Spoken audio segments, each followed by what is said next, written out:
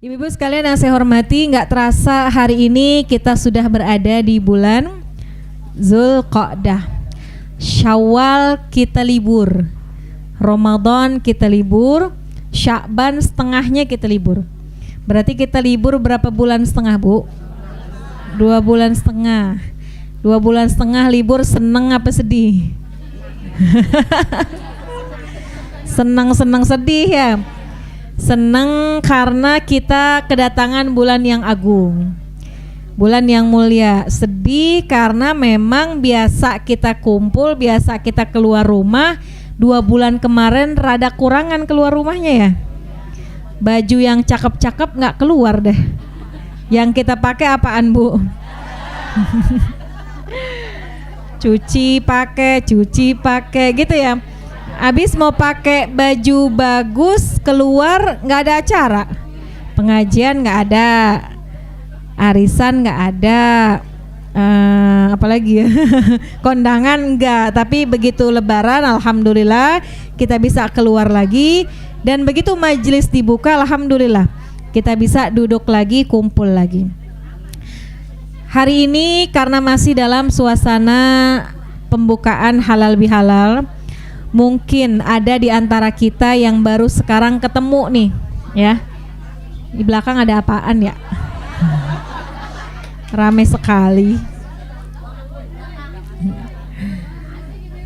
Mungkin ada di antara kita yang baru pertama kali ketemu, ada juga kemarin alhamdulillah yang sudah ikut dengan Ustazah Rohmah silaturahim ke tempat saya. Maka yang baru sekarang kita sempat ketemu, izinkan saya mengucapkan selamat Lebaran.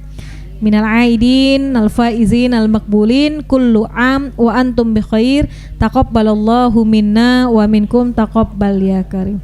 Mudah-mudahan Allah terima semua amal ibadah kita, dan mudah-mudahan bisa terus istiqomah sampai dengan bulan-bulan berikutnya. Ibu-ibu sekalian, kalau bulan Ramadan agenda utamanya hablum minallah. Makanya kenapa Ramadan libur sementara, supaya kita punya cukup banyak waktu untuk mendekatkan diri kita kepada Allah melalui jalur ibadah, jalur taqarrub ila Allah. Di bulan Ramadan kita bangun malam, alhamdulillah nggak pernah luput. Setiap malam kita bangun. Di bulan Ramadan setiap hari kita puasa ya. Kecuali bagi mereka yang masih haid, yang lagi nifas, itu ada kebolehan untuk tidak berpuasa. Di bulan Ramadan kita baca Quran, alhamdulillah bisa khatam. Ada yang sekali, ada yang 2 kali, ada yang 3 kali, ada yang 5 kali. 10 kali ada nggak ya? 10 kali. 10 kali bolak-balik Quran ada? Bolak-balik doang. Maksudnya dibaca gitu ya. Alhamdulillah meskipun cuma sekali kita bisa dapat khatam Al-Quran.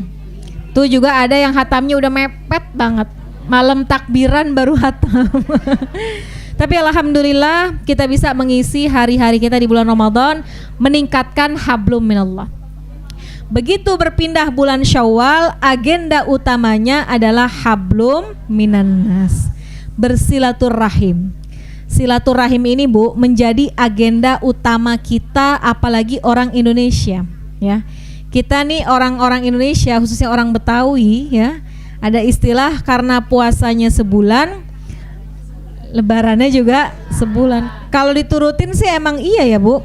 Dan sekarang pun sebenarnya kita belum selesai, belum kelar. Tapi kalau diturutin mulu, kapan ngajinya? Karena kan kita diperintahkan faiza faraghta fansab wa ila rabbika. Kalau udah selesai satu urusan, bersiap-siaplah dengan urusan yang selanjutnya. Kemarin udah Ramadan selesai, kita bersiap-siap dengan berlebaran. Lebaran selesai, kita buka lagi pengajian kita, gitu. Jadi bulan Syawal itu agenda utamanya adalah bersilaturahim. Dan silaturahim ini, Bu, sangat banyak manfaatnya, sangat banyak keutamaannya. Di dalam Al-Quran ada perintahnya, di dalam hadis qudsi ada, di dalam hadis Nabi juga ada. Apa dalam hadis qudsi? Yang sering saya sampaikan, haqqat mahabbati. Kata Allah, aku cinta sekali kepada hambaku yang mereka saling lil mutahabbina fiyya, yang mereka satu sama lain saling mencintai karena aku. Lil mutawasilina fiyya, yang mereka saling bersilaturahim karena aku. Kemarin kita lebaran silaturahim ya Bu. Ntar kita datang ke rumah kakak kita, ntar kakak kita datang ke rumah kita. Ntar kita datang ke rumah saudara kita datang ke rumah kita. Itu namanya saling bersilaturahim, saling mendatangi untuk mempererat tali kasih sayang. Yang ketiga, walil mutazawirina fiyya, saling kunjung mengunjungi, hampir sama sebenarnya. Kita ngunjungin orang tua kita yang masih ada, mau puasa sama lebaran sama, datangnya miring, pulangnya datang miring, pulang miring. Emang dari rumah orang tua ngangkutin apaan ya? Gitu ya. Emang Masya Allah namanya orang tua ya Bu. Nih anak datangnya miring, dia bawalah itu sirup, dia bawa kue, dia bawa dodol, dia bawa beras. Pas pulang orang tua kita kadang-kadang nggak ngebiarin kita tangan kosong, dibekelin juga. Kadang-kadang bekelnya lebih banyak daripada yang kita bawa. Benar juga sih, datang miring pulang. Baru di sini Kak Rohmah yang jawab datang miring pulang miring. Tempat lain datang miring pulang lempeng. Masya Allah. Jadi begitu. Iya, pulang dibawain ketupat ya Bu ya. Bawain lagi sama orang tua kita tape uli, ada dodol. Itu dodol yang dari ibu kita. Bisa jadi awalnya tuh dodol dari kita juga Bu. Bisa jadi dodol sama geplak lebih rajin silaturahim daripada kita. Dari kita nih anaknya, kita ngasih ke mertua. Mertua kedatangan besan. Dikasih dodolnya. Pas kita datang ke rumah ibu kita, dikasih lagi. Kita apal, ya nih dodol dari kita nih. Gitu ya Bu ya. Ini rada mending, muternya cuma 3, ke mertua, ke orang tua, ke kita. Ada yang muternya udah panjang. Teman kita datang, kita bagi dodol. Teman kita bagi lagi ke temennya. Temennya bagi lagi ke tetangganya. Tangganya bagi lagi ke emaknya. Emaknya datang ke rumah kita. Yang di bawah dodol. Kita kan kalau barang kita kenalin ya Bu. Oh tuh dodol dari kita, alhamdulillah. Pulang kampung lagi. Jadi gitu. Lil mutazawirina fiyya, yang saling kunjung mengunjungi apalagi dengan membawa hadiah. Orang yang seperti itu dikatakan ala manabiro min nurin. Besok kata Allah akan aku kumpulkan di dalam syurga di atas mimbar yang terbuat dari cahaya. Tuh Masya Allah. Jadi silaturahim, orang yang suka silaturahim gak cuma dikumpulin barang-barang di dunia, tapi juga insya Allah dikumpulkan di syurganya Allah Subhanahu wa ta'ala. Maka jadilah orang yang suka menjalin silaturahim. Karena keutamaannya besar, maka orang yang mutusin silaturahim pun ganjarannya juga berat. Ya. Karena silaturahim itu perintah Allah, maka orang yang melanggar perintah Allah pun ganjarannya berat. Saya ada satu cerita Bu. Hari ini cerita aja ya Bu ya. Mudah-mudahan cerita ini bisa menjadi ibroh. Mungkin udah pernah ngedenger, biar tambah mantep lagi. Yang belum pernah ngedenger, mudah-mudahan bisa jadi ilmu buat kita. Pada zaman dahulu di kota Mekah, ada seorang yang sangat dipercaya, orang yang sangat amanah. Jadi kalau orang-orang Mekah mau pergi kemana-mana, nitipin hartanya sama orang ini. Sebutlah namanya si Fulan. Nih Fulan Bu orang baik, orang amanah, orang soleh. Pada satu hari ada seorang laki-laki pengen berangkat haji atau berdagang. Dia mau nitipin uangnya sejumlah 10.000 dirham. Kalau dirupiahkan sekitar ratusan juta ya. Dia datang ke rumahnya Fulan, wahai Fulan, saya mau berangkat haji. Ada yang mengatakan mau berdagang, saya titipin uang saya 10.000 dirham, tolong jagain. Nanti pulang dari saya urusan saya selesai, saya ambil lagi. Udah deh Bu. Nih orang berangkat sebulan, 2 bulan, 3 bulan, setahun. Dia pulang lagi mau ngambil lagi harta titipannya yang sejumlah 10.000 dirham. Begitu dia pulang, dia datang ke rumah orangnya. Assalamualaikum. Yang buka istrinya. Waalaikumsalam. Dia tanya, kemana Fulan bin Fulan? Saya mau ambil titipan uang saya setahun yang lalu. Kata istrinya, belum lama dia meninggal dunia. Terus di mana titipan harta saya? Di mana titipan uang saya? Kata istrinya, saya nggak tahu menau. Suami saya kalau ketitipan apa-apa nggak pernah dikasih tahu siapa-siapa. Nih orang bingung, Bu. Nah kita juga kalau terjadi di kita bingung. Kita punya duit ratusan juta, kita titipin sama orang, orangnya meninggal. Nggak nitipin pesen apa-apa. Kira-kira kalau terjadi di kita gimana, Bu? Bingung ya. Nangis, ya Allah, boleh kita sayang-sayang tuh duit, orangnya nggak ada, meninggal. Yang nyimpen nggak ada yang tahu. Akhirnya dia datang kepada seorang alim ulama. Dia bertanya, wahai Syekh, saya punya masalah, saya nitipin uang kepada seseorang, orangnya meninggal, saya nggak tahu di mana harta saya disimpan. Apa kata Syekhnya? Nanti malam kamu datang ke sumur Zam-Zam, karena di sumur Zam-Zam itulah berkumpul ruh orang-orang yang baik. Kalau dia orang soleh, dia orang amanah, panggil namanya di sumur Zam-Zam, ntar dia nyaut. Kalau dia udah nyaut, tanya di mana dia simpan hartamu, gitu. Begitu malam, dia datang ke Mekah, di Ka'bah, dia turun ke sumur Zam-Zam. Kalau dulu sumur Zam-Zam masih dibuka, Bu, ya, sekian puluh tahun yang lalu. Kalau sekarang sumur Zam-Zam udah ditutup, ya. Begitu dia turun, sepertiga malam dia panggil Fulan bin Fulan, gitu ya. Dia panggil nama orang yang dititipin tuh. Gak ada yang nyautin. 2 kali dipanggil, gak ada yang nyaut. Sampai 3 kali Fulan bin Fulan, gak ada suara yang nyaut. Akhirnya dia pulang. Besoknya dia datang kepada gurunya. Dia tanya, Syekh, maaf, semalam saya sudah ke sumur Zam-Zam, saya panggil namanya tapi gak ada sautan. Syekhnya terdiam. Kata Syekhnya, kalau dia nggak ada di situ, berarti dia ada di tempat yang satu. Namanya Barhut. Ada di sumur yang ada di kota Yaman, di dekat dengan makom Nabi Allah Hud alaihissalam. Tapi kata gurunya, di situ tempat kumpulnya roh-roh orang yang zolim, roh-roh orang yang jahat. Tapi coba aja dipanggil di sana. Padahal nih orang kan orang apa, Bu? Orang soleh, orang yang amanah, ya, orang yang baik. Kemudian dia berangkat dah ke Yaman, dia berongkos karena dia pengen ngejar di mana tuh harta dia yang disimpan. Dia berangkat ke Yaman, di sepertiga malam dia menuju ke Barhut, sumur yang sampai sekarang masih ada. Kata Nabi, sebaik-baik air yang ada di sumur Zam-Zam dan seburuk-buruk air yang ada di Barhut.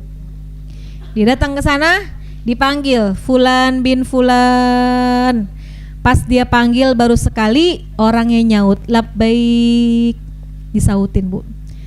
Orang yang dia titipin uangnya ternyata rohnya ada di Barhut, di kota Yaman, yang di situ dikumpulkan roh-roh orang yang jahat. Dia tanya, ingatkah kepadaku orang yang menitipkan duit kepadamu 1 tahun yang lalu? Aku mau bertanya di mana hartaku kau simpan. Kata dia, silahkan ke rumahku, jengkal 1 tanah dari tembok rumah, gali tanahnya, disitulah aku simpan hartamu, simpan uangmu. Baiklah, terima kasih. Tapi sebelum saya meninggalkan tempat ini, saya mau bertanya, kenapa Allah taruh engkau di sini? Padahal bukankah ini adalah kumpulan tempat di mana roh-roh orang yang zalim, orang yang jahat? Apa kata dia, Bu? Ini ada dalam kitab Fathul Bari, kisahnya disampaikan, dulu aku memang dipercaya sebagai orang yang soleh, orang yang baik, namun ada satu kesalahanku yang menyebabkan Allah marah kepadaku. Dulu aku orang yang suka nyambung silaturahim, kesana kemari dia datang, dia bawa hadiah. Tapi satu masa dia punya adik, ini ada 2 riwayat, Bu. Ada yang riwayat 1, ada riwayat 2. Saya sampaikan, satu masa dia punya adiknya nikah. istri adeknya sama istrinya, jadi istri saya kata dia dengan istri adik saya berantem. Jadi ipar sama ipar ribut. Ini emang dari dulu berarti Bu. Ipar sama ipar suka ribut ya. Saya ngebela istri saya, adik saya ngebelain istrinya. Sejak saat itulah saya memutuskan silaturahim dengan adik saya, orang yang sangat saya cintai. Dan sejak itu saya gak pernah mengunjunginya lagi sampai saya meninggal dunia. Allah gak suka dengan perbuatan saya mutus silaturahim, maka Allah taruh saya berkumpul dengan ruh orang-orang yang kurang baik. Maka dia titip pesan, bolehkah saya titip pesan kepadamu, tolong datengin rumah adik saya, sampaikan permohonan maaf saya gitu. Udah, akhirnya nih orang yang punya duit balik ke rumah tuh orang, digali, ternyata duitnya ada di bawah tanah. Begitu dapat, dia ke rumah adiknya menyampaikan permohonan maaf dari abangnya. Begitu adiknya maafin, seketika itu Allah pindahkan lagi ruhnya orang itu berkumpul lagi dengan ruh orang-orang yang soleh. Allah bisa melakukan apapun dengan mudah. Iza arada syai'an ayyakula lahu kun. Akhirnya Allah kumpulkan lagi dia kepada orang-orang yang soleh. Ini Bu, cerita ini gak melulu bisa dipraktekin sama kita. Ibu jangan gara-gara dengar cerita ini, kebetulan Ustazah, saya punya teka-teki yang belum dijawab sama emak saya. Ibu datang deh ke makam ke Kober ya Bu ya. Ibu panggil nya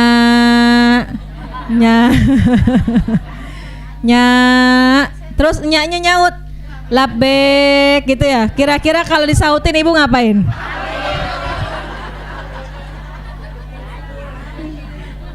Kata enyaknya, lah lo yang manggil, lo yang kabur gitu ya. Ini belum tentu bisa dilakukan oleh kita ya. Tapi yang bisa kita ambil adalah hikmahnya. Pertama, jangan menghapus kebaikan yang udah kita lakukan dengan perbuatan buruk. Karena yang disuruh sama Allah, wa'at bi'is sayyi'atal hasanah, ikutinlah yang buruk dengan yang baik. Kalau dulu kita pernah berbuat buruk, hapus dengan yang baik gitu. Hapus dengan sedekah, dengan istighfar, dengan zikir, dengan lain-lain. Jangan sebaliknya, kita berbuat baik, ujungnya dihapus dengan perbuatan buruk. Karena yang paling penting adalah husnul khotimah. Ujungnya bagaimana? Apakah ujungnya baik ataukah ujungnya buruk? Jadi kalau kita pernah melakukan sebuah keburukan, Allah Maha Pengampun, kita hapus dengan kebaikan. Seperti halnya lantai ya. Kalau lantai kotor, kita bersihin pakai sapu, jadi bersih ya, jadi yang debu-debunya hilang. Tapi kalau lantainya tadinya bersih, kita berbuat baik, ujungnya kita tabur dengan debu, dengan kotoran, maka yang bersih akan menjadi kotor. Maka yang Allah perintahkan, wa'at bi'is sayyi'atal hasanah, ikutilah perbuatan burukmu dengan perbuatan baik. Yang kedua, jangan dari cerita ini jangan suka mutus tali silaturahim. Kadang-kadang kita menganggap itu perkara gampang. Udahlah, saya pokoknya apalagi berikrar, saya seumur hidup sampai meninggal dunia gak bakalan. Nah kalau udah gak bakalan saya begini, gak bakalan saya begitu, itu artinya kita sudah memutus silaturahim. Berbeda dengan kita usaha menyambung tapi orangnya gak nyautin, orangnya gak membuka jalan, orangnya gak nerima, itu urusan dia. Banyak yang bilang saya udah senyum Ustazah, diplengosin gitu ya. Saya udah baik, dijahatin. Yang kayak gitu gak apa-apa, biar itu menjadi urusan dia sama Allah. Yang penting bagaimana kita, karena yang dimintai pertanggungjawaban di hadapan Allah adalah amal kita, bukan amal orang lain. Maka janganlah menjadi orang yang suka memutus tali silaturahim. Dan silaturahim jangan dikerjain bulan Syawal doang. Bulan-bulan berikutnya kita terus menyambung silaturahim, dan salah satu wadah kita untuk bersilaturahim ada di majelis taklim. Kalau duduk di sini kita ketemu, kita saling bermaaf-maafan, bersalaman, insya Allah silaturahim kita bukan hanya di dunia, tapi insya Allah silaturahim kita juga kelak akan di syurganya Allah Subhanahu wa ta'ala. Amin ya rabbal alamin. Selesai lebaran, kita tinggal bersiap-siap, beristiqomah kita dalam menuntut ilmu. Karena dikatakan khairun nas wa khairu may yamshi 'ala wajhil ard al-muta'allimun. Ada yang mengatakan sebaik-baik orang di atas muka bumi ini adalah orang-orang alim. Orang-orang alim adalah orang yang punya ilmu. Kalau dia mau punya ilmu, dia harus belajar. Ya, maka kalau kita pengen dunia kita menjadi berkah, dunia kita tidak terlaknat, jadilah orang yang suka mencari ilmu dimanapun kita berada.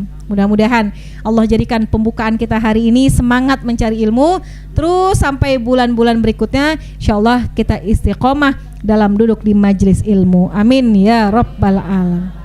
Ibu-ibu sekalian yang saya hormati, karena masih dalam suasana halal bihalal pembukaan, saya nggak berpanjang lebar. Insyaallah bulan yang akan datang di bulan Juni, kita hadir kembali, kita niat untuk membuka kembali kitab kita, kitab Matan Takrib.